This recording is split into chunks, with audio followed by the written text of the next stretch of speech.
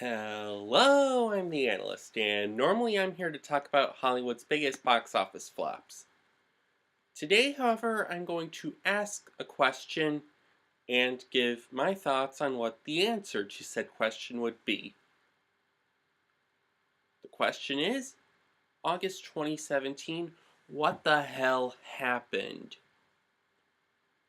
It was a pitiful end to summer 2017, with the month only seeing $656 million in business.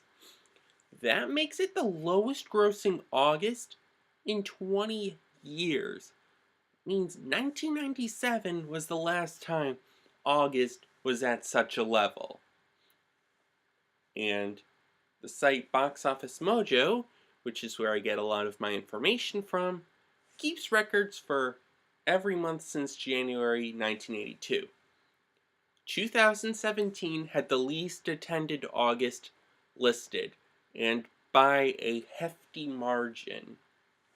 Business was down a pretty startling 35.7% from last year. So, where did the month go wrong? The big issue was that there was nothing that truly sparked audience interest this month. This is going to be the first August since 2000 to have no opener ultimately crack 100 million domestically. Every year from 2001 to 2016 had at least one.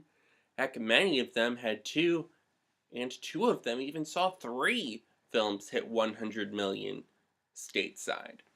Looking at the start of the month, we can see where the problems began.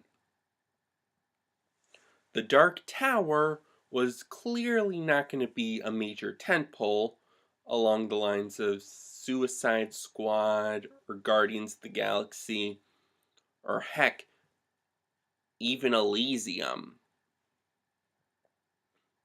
As forecasts continually declined to the point many were doubting it opened over 30 million. Indeed, it couldn't even open to 20 million.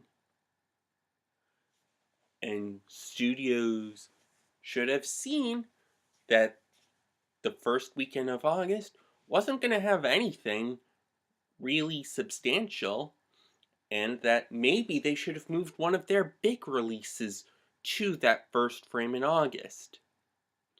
A film like War for the Planet of the Apes, Power Rangers, or heck, even The Mummy, they all could have taken that first weekend in August.